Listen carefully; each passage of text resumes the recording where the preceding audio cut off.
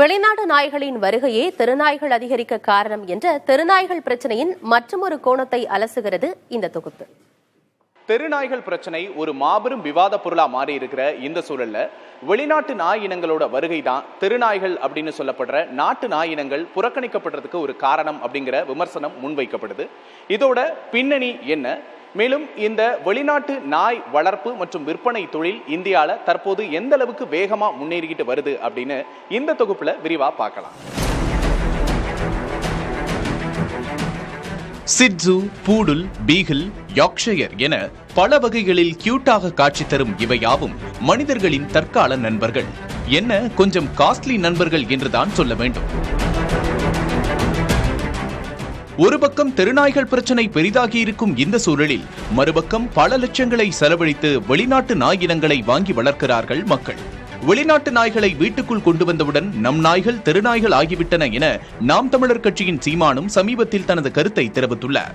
செல்லப்பிராணிகளின் உணவு, மருந்துகள், அழகு மற்றும் பராமரிப்பு, விளையாட்டுப் பொருட்கள், அலங்கார பொருட்கள் என வேகமாக வளர்ந்து வரும் இந்திய செல்லப்பிராணிகள் சந்தையில் 2024ஆம் ஆண்டில் 33,000 கோடி ரூபாய் வரை வணிகம் நடந்திருக்கிறது.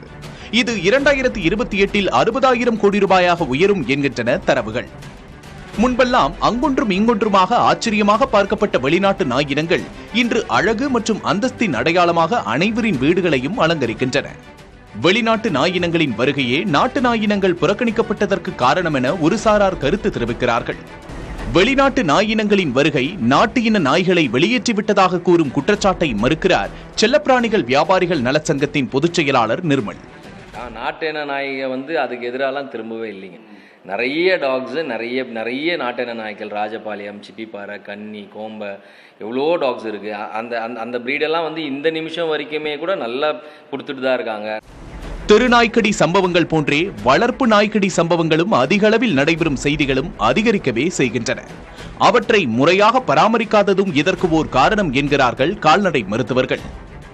ப்ராப்பர் மெயின்டெனன்ஸ் இல்லாமல் அது ஒரு லீஷ் போட்டு வெளியே கூட்டு போகிறதோ இந்த மாதிரியான விஷயங்கள்லாம் எதுவுமே பண்ணாமல் பண்ணுறாங்க இல்லைங்களா.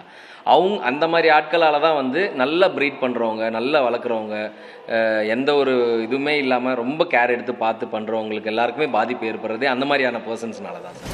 இந்த விவகாரத்தில் வெளிநாட்டு நாய்களை வாங்குவதை தவிர்த்து தெருநாய்களை தத்தெடுக்க வேண்டும் என்ற கோரிக்கையும் கவனிக்கப்பட வேண்டிய ஒன்றாகவே உள்ளது. 1 lakh எவ்வளோ ஸ்ட்ரீட் டாக்ஸ் இருக்குன்னு சொல்லி நான் சர்வே பார்த்தேன். ஸோ எவ்வளோ பேர் எத்தனை டாக் அடாப்ட் பண்ணிட முடியும்?